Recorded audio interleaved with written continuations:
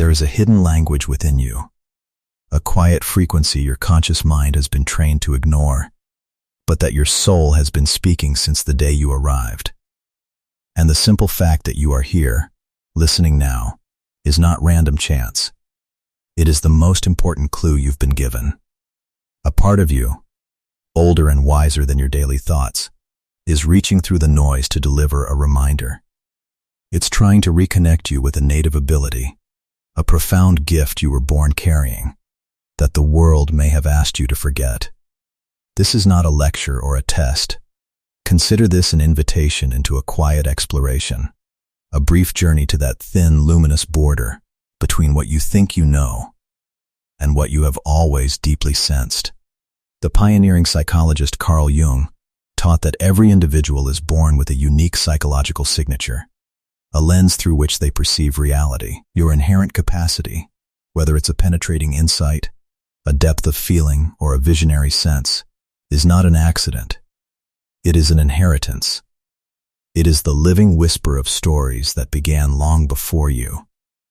In the next moments, you will encounter sensations you may have rationalized away. That sudden knowing with no logical source. An emotional resonance that feels heavier than your own. The eerie sense of having lived a moment before. When you feel that ripple, lean in. Do not look away. What you discover next might be the very key your deeper self has been waiting for you to find. 1. The ancient blueprint of your gift. Let's begin at the origin. Before you took your first breath, a core pattern of your potential was already inscribed. Jung proposed that the psyche does not arrive as an empty vessel. It arrives more like an acorn, already containing the entire blueprint of the oak it is destined to become. Life is not about creating that essence from scratch, but about providing the conditions, sunlight, soil, storms, for it to unfurl into its true form. Your innate spiritual aptitude is woven into that original blueprint. It is the deepest inclination of your soul, not a skill you acquire, but a nature you express. If you watch infants, you see this raw essence in plain view. One child will instinctively offer a toy to a crying stranger, moved by a compassion they cannot yet name. Another will become utterly absorbed by the dance of dust motes in a sunbeam, as if communing with a hidden dimension. Another will recount, with startling clarity, dreams of landscapes and faces they have never physically seen. Adults often smile at these as charming quirks of childhood. From a Jungian view, they are the early, unedited transmissions of a core gift seeking its outlet. This nature is not manufactured by your environment. Rather, your environment becomes the stage upon which this intrinsic nature attempts to perform. Jung introduced a radical idea. We inherit more than our eye color or height. We inherit what he called the collective unconscious, a vast, subterranean reservoir of human experience, holding the memories, myths, fears, and wisdom of all who came before us. This isn't mere metaphor. Modern epigenetics and trauma research reveal how the emotional legacies of our ancestors can leave molecular imprints, influencing our nervous systems and intuitive responses. When Jung suggests your gift has roots in generations past, he is describing a psychological reality. It is an echo traveling through time. Consider a lineage where a quiet tradition of care persists. A great-grandparent known for their healing hands. An aunt who could always speak the exact words that mended a heart. Those capacities do not dissolve when a life ends. They settle into the family soul as a latent current, a kind of psychic potential energy, waiting for the right vessel in a new generation to manifest it once more. And sometimes, that vessel is you. You find you can read a room's emotional temperature the moment you enter. You know, without being told, when a friend is concealing pain behind a smile. You might call this simple attentiveness, but it may, in truth, be the gentle activation of an inherited gift. Paradoxically, this profound ability can also be forged in the fires of early fracture. Jung famously noted that there is no coming to consciousness without pain. A child who navigates instability, may develop hypervigilance as a survival tactic. Yet, over decades, that survival skill can mature into a refined intuition, a gift for seeing underlying dynamics others miss. A young person who retreats into solitude may cultivate a rich inner universe for solace. In adulthood, that inner world can become a wellspring of creative vision, symbolic dreams, or profound empathy. The very wound that once made you vulnerable can become the fertile ground where your most authentic gift takes root. These gifts are also expressed through what Jung termed archetypes, universal, primordial patterns of being that exist in the collective unconscious. You don't choose an archetype, you carry it. Some souls carry the healer, others the sage, the artist, or the mystic. These are not roles you put on. They are underground rivers that shape the landscape of your personality, influencing your choices, your relationships, and how you solve problems, often without your conscious awareness. For instance, someone with the artist archetype alive within them might have few concrete memories of their youth, yet possess an imagination so vivid it startles them. Someone carrying the sage may naturally dissect complex situations, spotting the hidden flaw or the unseen opportunity. A person with the healer archetype might find that strangers, since they were young, have consistently confided their deepest troubles to them, without any prompting. The fascinating tension is this: your gift often feels so natural, so ordinary to you, that you dismiss it. It's like a person born with perfect color vision, assuming everyone sees the same spectrum of hues. You mistake your native language for the only language. It is only when life places you in a specific crucible, a moment of necessary decision, a call for deep understanding, that this ordinary part of you reveals its extraordinary nature.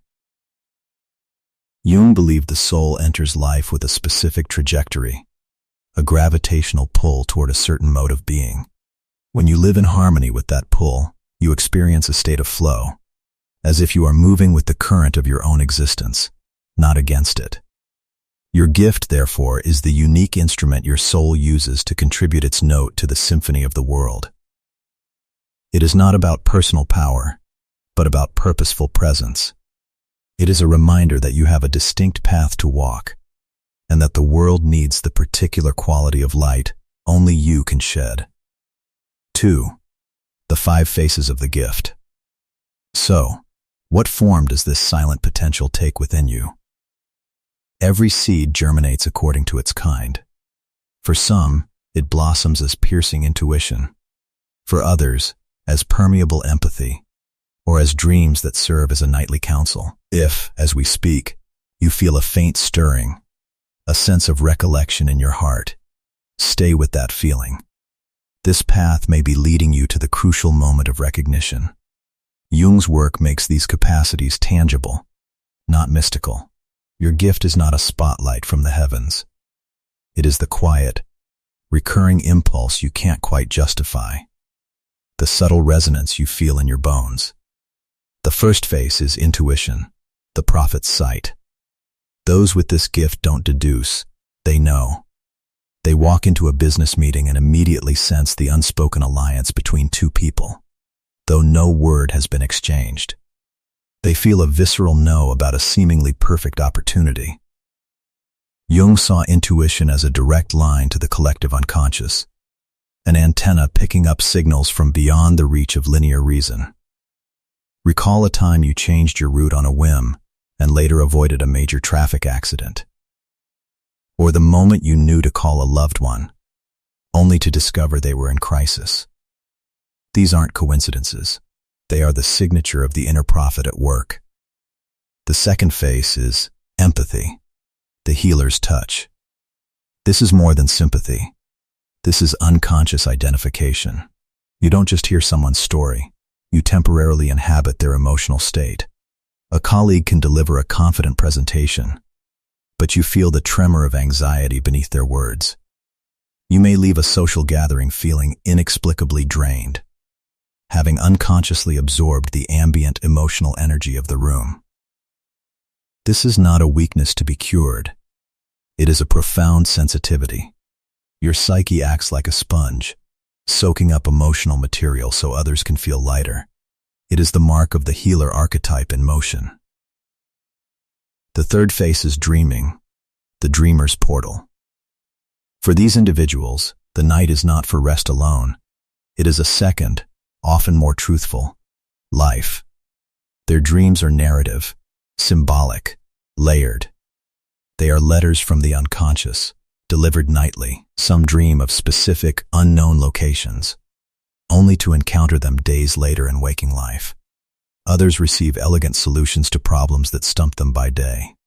If you have ever awakened with a dream, so potent its emotion lingered with you for hours, or if you've had a dream that later unfolded in reality, this is not a glitch. It is evidence of a fluent dialogue between your conscious mind and the vast intelligence of the unconscious. The fourth face is depth connection, the sage's whisper. This is the most refined form of intuitive knowing. It's not a hunch, but a clear inner voice that speaks in full sentences, or presents a single potent image at a pivotal moment. Its wisdom often surpasses your ordinary thinking. Jung believed that as we approach our core self, symbolic guidance emerges. You might receive a sudden insight while walking in nature, or a word might rise to your mind during a conversation that perfectly shifts the perspective. Others may find your insights uncanny. You don't feel special. You feel like a clear channel. This is the gift of the inner sage. The fifth face is synchronicity recognition, the weaver's eye. This is the gift of perceiving meaningful coincidence, of seeing the hidden threads connecting events. You think of an old friend, and they message you moments later. You stumble upon a book that answers a question you've been holding for months. Jung saw synchronicity as a causal connecting principle, a sign that the inner world Sieg and the outer world Realit are not separate, but are mirrored in profound ways. Those with this gift see the world not as a random sequence, but as a tapestry of intelligent, meaningful patterns. What unites all five faces? They manifest in the quiet corners of daily life, in the glance that understands what words cannot say, in the gut feeling you wisely followed, in the dream that guided your next step. Your gift is not something you need to go out and get. It is something you have been doing all along, simply without the framework to name it. If any of these descriptions resonates, even faintly, it may be the echo of that long-carried gift. If you feel that gentle internal touch, consider sharing in the comments below. You may be surprised how many are on a similar journey. And once you begin to recognize it, your relationship with life begins to shift. As Jung reminded us, the ultimate gift is not in the possessing, but in the courageous act of seeing what has been within you all along. 3. The whispered signs of awakening. Once you've glimpsed the possible form of your gift, a new question emerges. How do you know it's beginning to stir from its slumber? Jung wrote, "The world will ask you who you are, and if you don't know, the world will tell you." The soul's awakening is not announced with fanfare. It begins with faint tremors, so delicate you could easily dismiss them. Yet in retrospect, you'll see it was calling for a very long time. The first sign is often a surge in practical intuition. This isn't the dramatic intuition of movies. It's the quiet, firm nudge. You're about to sign a contract and a cold stillness settles in your chest, advising caution. You feel a compelling pull to visit a certain place, with no rational reason. These moments are like a trusted friend gently tapping your shoulder from within. Countless people have stories of avoiding peril or profound mistake by heeding this silent counsel.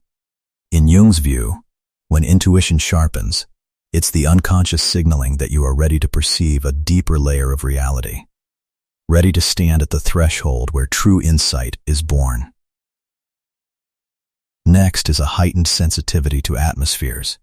You walk into a building and immediately feel its history, whether it holds peace or tension. In nature, certain landscapes feel like home, washing over you with a deep calm. This sensitivity is not a flaw. It is like having a more finely tuned receiver. You pick up on more frequencies of reality. Many who experience this have spent years labeling themselves as overly sensitive. From a Jungian lens, this is a sign that the protective shell of the ego is thinning, becoming more permeable, allowing the subtle whispers of the unconscious and the environment to be felt. Another potent sign is the arrival of guiding dreams. Many report a distinct shift. Their dreams become more vivid, more narrative, more real. They wake feeling they haven't just slept, but traveled. Jung called dreams the royal road to the unconscious. When the unconscious wants your attention, it doesn't send a text. It sends a symbolic drama, custom-made for your psyche. You might dream repeatedly of being lost in a labyrinth, only to realize you're navigating a complex life decision. You might dream of a deceased relative offering a specific piece of advice that becomes your anchor in a coming storm. When dreams gain this density and resonance, the unconscious is speaking in its mother tongue, patiently and powerfully. Then there is the deepening sense of déjà vu. For Jung, this eerie familiarity is rarely a neurological glitch. It can be a moment when your conscious experience briefly overlaps with a pattern your unconscious has already recognized or anticipated. It often occurs when you are aligned with your path, meeting a significant person, arriving at a crucial juncture. It's as if the soul whispers, "Yes, this is the thread. Follow it." Imagine your psyche as a mountain lake. When your life is out of alignment, winds of distraction and obligation stir the surface into choppy waves, obscuring the depths. But as you draw nearer to your authentic nature, the winds still. The water becomes tranquil and clear. And it is then that the long submerged images, your gifts, your truths, begin to rise into view. Some fear these new sensitivities, these vivid dreams, worrying they signify instability. But through Jung's eyes, this abnormality is an invitation to step into the richer, fuller, more authentic world your soul has prepared for you. When this awakening begins, you'll notice life itself feels different. Priorities you once chased lose their luster. Fears that once paralyzed you diminish. You begin to perceive with what feels like a softer, deeper sight. Many describe it as a quiet, guiding presence. Not a voice, but a knowing light behind events. This is the seismic shift from ego-centered living to self-centered living. From skimming the surface to diving into the depths. When you recognize these signs, it means your gift is calling you by your true name, not the name given to you, but the one your soul recognizes. And your response, even a silent, inward yes, begins the true journey. 4. The shadow at the threshold. Now you might assume that once these signs appear, you'll gracefully step into this new understanding. But the psyche rarely works so linearly. Jung said, one does not become enlightened by imagining figures of light, but by making the darkness conscious. Just as you approach your light, your shadow, the repository of all you've denied, repressed, or feared, will rise to meet you. To fully embrace your gift, you must learn to see through this shadow. The first fear is often fear of the experience itself. As intuition sharpens, the ego doubts, I'm making this up. I'm being irrational. When dreams become oracular, anxiety whispers, this is too strange. Ignore it. When you feel others' emotions, you think, I'm too fragile. I need to toughen up. This is the shadow's primary tactic, self-doubt. It convinces you that what is awakening is a problem, not a potential. In truth, it is only unfamiliar to the conscious ego. To your soul, it is a homecoming. The shadow also manifests as fear of visibility. Every authentic gift makes you, more sensitive, more insightful, more real. And with that comes the ancient human worry. What will they think? This fear is often woven from old threads, childhood messages like don't be so dramatic, or you're too sensitive, or laughter when you shared a precocious insight. The mind archives these wounds, and the shadow uses them as ammunition, convincing you to hide your most potent aspects. According to Jung, what we were forced to disown in our youth becomes shadow material in adulthood. Thus, your greatest strength is often what you are most afraid to reveal. Another common form is fear of surrender. The spiritual gift operates from a realm the conscious mind cannot command. You can't schedule an intuitive download. You can't force a guiding dream. The ego, which loves control and predictability, perceives this as a threat. The shadow arises to herd you back into the safe pasture of the familiar, where everything is managed and explained. Yet that pasture is also where your soul cannot grow. There is also the fear of being overwhelmed. Some stop journaling their dreams because the symbols feel too profound. Others consciously numb their empathy to avoid emotional fatigue. This is the psyche's alarm system shouting, "Do not proceed." Boundary breach. But what the ego perceives as a dangerous flood is often the soul's nourishing rain. It's vital to understand, the shadow is not your enemy. It is a neglected part of your wholeness. It holds not only your fears, but also the disowned fragments of your power. When your gift seeks to awaken, the shadow is the first gate you must pass through. The profound irony is that the shadow makes you feel you are too much, when you are actually becoming more authentically enough. It makes you feel lost precisely as you are finding your true path. If you have ever trembled at the thought of being different, remember this: the shadow always makes you feel isolated on the brink of what matters most. But the gift never leaves you in true solitude. It guides you into unfamiliar territory, so you can reclaim what was always yours. That tremor you feel is not weakness. It is the reverberation of your entire being preparing to step into its full stature. The moment you dare to turn and face that inner darkness is the very moment the lock on your gift begins to turn. 5. Discerning the signal from the static. Once you dare to face that inner doorway, you quickly realize the inner world is anything but silent. It is a constant stream of sensations, impulses, and feelings. The critical skill then becomes discernment. How do you distinguish the true voice of the soul from the background noise of the conditioned mind? Jung observed that the unconscious speaks through symbols and feelings, while the ego speaks through fear and endless commentary. Mastering this distinction determines everything. The first common confusion is between intuition and anxiety. Both create a sense of impending something, but their textures are opposites. Intuition arrives like a clear, cool knowing. It is focused, calm, and often points toward a specific action or avoidance. It brings a sense of clarity even if the outcome is uncertain. Anxiety, in contrast, is a frantic, scattered siren. It is generalized, heated, and spins you in loops of what if, without a clear directive. It breeds confusion, not clarity. A simple question can separate them. Does this feeling focus me or fragment me? Next is the confusion between empathy and absorption. Those with empathic gifts can mistake the emotions they've absorbed from others for their own. You feel a wave of sadness after lunch with a friend, but can't pinpoint a reason within yourself. True, authentic emotion has a root in your personal story. Borrowed emotion arrives like a sudden weather change. To discern, ask, did this feeling arise from within my own narrative? Or did it enter when I engaged with that person, that place? If it lifts when you change your environment, it likely wasn't yours to carry. A subtler distinction is between symbolic dreams and processing dreams. Not every vivid dream is a message.